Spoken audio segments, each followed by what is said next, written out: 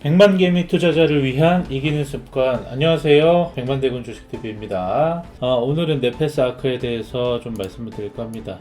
영상이 도움이 되신다면 구독과 좋아요 눌러주시고 뭐 궁금하신 종목 있으시면은 하단에 있는 댓글창에 종목 남겨주세요. 그럼 제가 분석해서 영상으로 말씀드리도록 하겠습니다. 바로바로 안 올라올 수도 있지만은 최대한 꼼꼼하게 해서 영상으로 보답해 드리도록 하겠습니다. 자, 그럼 네페스 아크에 대해서 좀 설명을 드리겠습니다. 네페스 아크는 비메모리 반도체 테스트 전문 기업입니다. 네페스 아크, 이름처럼 네페스에서 떨어져 나온 그런 회사라고 보시면 될 것 같아요. 아무래도 사업부가 좋고 잘 나가니까 이제 떨어져서 상장된 업체라고 보시면 될 것 같습니다. 일단 이 종목의 투자 포인트를 보시면 첫 번째, 구조적인 수요 증가 국면에 지금 진입해 있다, 이렇게 보시면 되겠습니다. 뭐냐면 첫 번째, 메모장을 좀 켜서 첫 번째가 뭐냐면은 스마트폰의 고성능화. 아무래도 이제 테스트 업체잖아요. 그러니까 이제 스마트폰이 고성능화되고 하면서 이제 반도체, 차량용 반도체도 이제 고성능화가 어쨌든 되고 있죠. 그리고 모든 디지털 제품에는 반도체가 들어가는데 성능들이 다 상향되어 있습니다. 그리고 특히 스마트폰에는 더욱더 그런 부분이 더하죠. 그렇기 때문에 PMIC 탑재량이 증가하고 있고, 이로 인해서 반도체 테스트 항목이 다변화하고 있다. 반도체 테스트 항목 다변화 및 PMIC 탑재량 증가, 이렇게 해서 보겠습니다. 그리고 이 테스트 항목이 다변화하고 탑재량이 증가해서 어쨌든 많은 양의 이제 물량을 테스트한다라는 것인데, 그렇게 됐을 때는 테스트 단가가 인상된다, 인상 효과가 있다. 그리고 가동률, 그러니까 계속 라인이 쉬지 않고 돌아간다라는 거죠. 그래서 가동률 상승 효과, 이런 것들이 있기 때문에 매출 증가에 대한 그런 기대감이 계속 유지될 수 있다는 겁니다. 그래서 이런 부분 참고하시면 되겠고, 또 계열사의 웨이퍼 레벨 패키지, 최근에 이제 선진 기술로는 웨이퍼 레벨 패키지와 패널 레벨 패키지가 있는데, 이 부분은 상당히 최근에 엄청난 첨단 기술이라고 해요.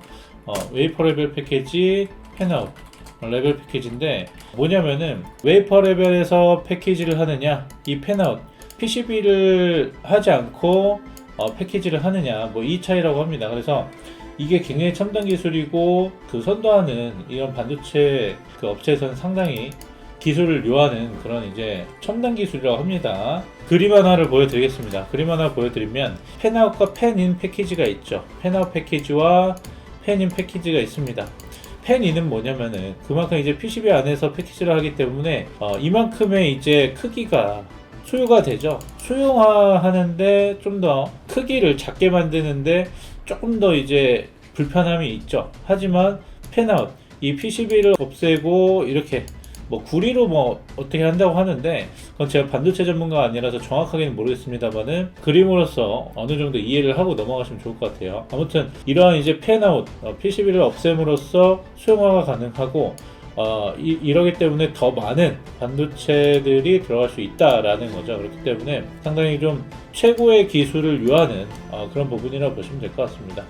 그래서 이제 쉽게 말씀드리면 PLP, 패널 레벨 패키지와 WLP, 그러니까 웨이퍼 레벨 패키지가 있는데, 패널 레벨에서 패키지를 하느냐, 웨이퍼 단위에서 패키지를 하느냐에 따라서 PLP, WLP 이렇게 나뉜다고 합니다. 그래서 동일한 면적에서 얼마나 많은 칩을 생산할 수 있느냐, 그래서 이제 이 부분이 가장 중요하고, 웨이퍼 레벨 같은 경우는 이제 버려지는 면적이 많기 때문에, 사각이 아니라 웨이퍼는 동그랗잖아요. 반도체 영상 같은 거 보면 동그래가지고 이렇게 믿죠? 하여튼 이렇게 CD 같은 거, 그게 이제 웨이퍼인데, 거기에는 이제 아무래도 원이다 보니까 그 면적이 사각에 비해서 좀 소실되는 게 있잖아요. 사각이 이 정도니까, 여기 있으면 원은 여기에 이렇게 있는 거니까 이만큼의 소실되는 게 있으니까, 아무튼 그 PLP, 패널 레벨 패키지가 좀 더 좋다고 합니다.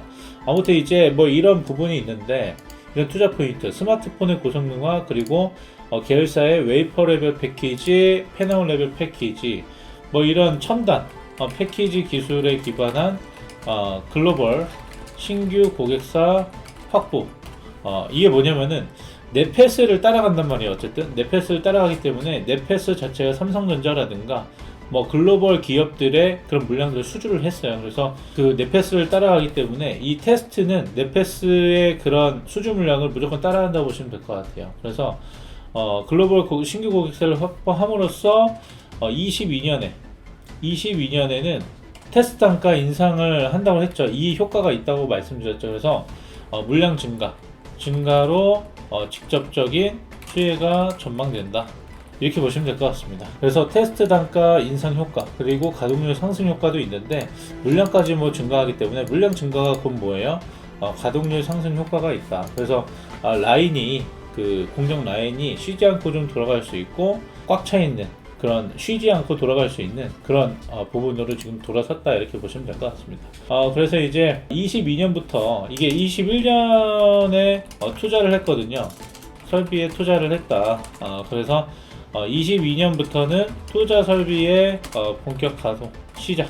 그래서 투자 설비를 본격적으로 이제 가동하기 시작하면은 이 밀려 들어오는 물량들을 모두 감당을 해야 되잖아요. 그래야 이제 그만큼 아무리 밀려 들어와도 이 한계가 있다 보면은 가격을 올리든지 이런 부분에서 수혜를 받아야 되는데 어느 정도 이제 물량들을 그만큼 테스트 캐파가 늘어나면 그만큼 또 돈을 벌 수 있고 또 많은 수요가 들어오기 때문에 가격 인상에 대한 그런 부분도 적용을 받기 때문에 상당한 매출 증대 효과가 있겠죠. 그러면서 본격적으로 이 투자 설비가 가동이 된다라고 한다면 이 매출액 이런 것들이 거의 뭐 지금보다도 월등히 뛰어넘는 그런 이제 그 실적으로 보여줄 것으로 보입니다. 어쨌든 지금 이제 정리를 좀 해드리면 스마트폰의 고성능화로 인해서 어쨌든 고객사들이 많이 요청을 하고 있다 이거예요. 그리고 웨이퍼 레벨 패키지, 팬아웃 레벨 패키지 뭐 이런 첨단 패키지 기술로 인해서 다른 이제 패키지 기술보다는 이런 첨단 패키지 기술의 수요가 많기 때문에 가격이 또 올라가고 그만큼 경쟁력도 있어서 상당히 좀 긍정적이다 이렇게 말씀드릴 수 있겠고, 자, 이 부분은 이걸로 보여드릴 수가 있어요. 넷패스아크의 이 영업이익률 추이들을 보면요 상당합니다. 뭐냐면 2019년부터 쭉 보시면 20년에는 조금 이제 많이 줄었지만 이때는 아마 설비 투자나 뭐 이런 다른 것들이 있었던 걸로 보여요. 근데 2021년 올해부터 상당히 많은 매출이 지금 늘어나는 그런 부분들로 보이죠. 그래서 20년에 87 그리고 이전에도 182억이었는데 2021년부터 20년도 대비해서 뭐 2배가 훌쩍 넘는 뭐 3배가 넘는 그런 이제 영업이익을 달성했고, 그리고 2022년 올해에는 이때보다도 2배는 아니지만 상당히 큰 성장을 보여주고 있다. 계속해서 성장하고 있는 영업이익률 자체가 계속 우상향하고 있는 우상향인데 굉장히 크게 급등하고 있는 상황들을 보여준다 이렇게 말씀드리겠고요. 영업이익률 이게 좀 헷갈리시면 영업이익률을 보시면 됩니다. 영업이익률을 보시면 제가 키워드릴게요. 안 보여드릴까봐. 영업이익률을 보시면 뭐 거의 예전에 30%도 넘었어요. 근데 뭐 다시 한번 좀 늘렸다가 이번 22년부터는 25%, 20% 넘는다는 건 엄청나게 많이 남는 거잖아요.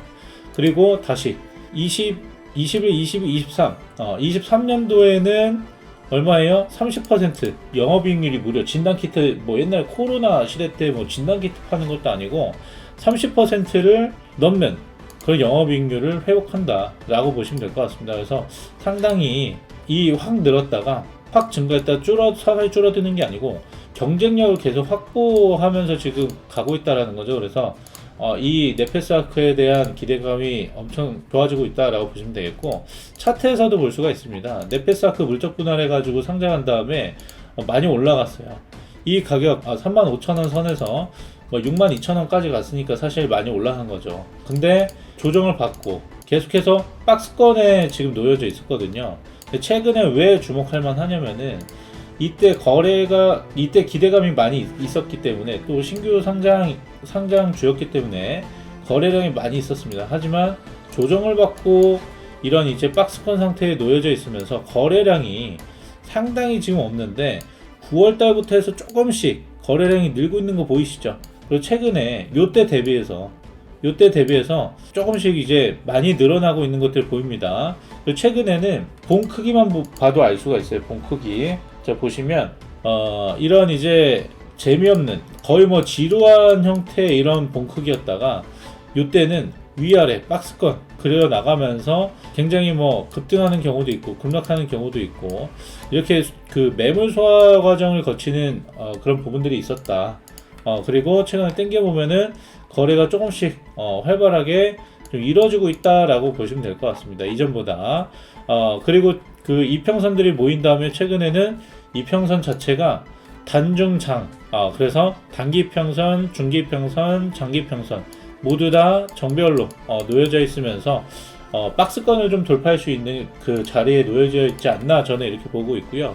지금이 박스권을 상단 돌파하기 전에 선취할 수 있는 마지막 기회라고 저는 보고 있습니다. 그래서 네페스아크는 2022년도가 반도체의 해라고 가정을 했을 때 반도체 해가 될 수 있을 것 같아요. 2021년에 슈퍼사이클 했지만 생각보다 뉴스는 슈퍼사이클인데 반도체 슈퍼사이클 주가는 지지부진했죠. 하지만 2022년에는 조금 달라질 것으로 보입니다. 미국, 한국, 중국 뭐 세계적으로 반도체 투자가 활발하게 이루어지고 있고 그만큼 또 수요가 많아진다라는 것이고 후공정 테스트 업체인 네페스아크 자체도 상당히 좀 수혜를 많이 받을 것으로 예상이 되고 있고요.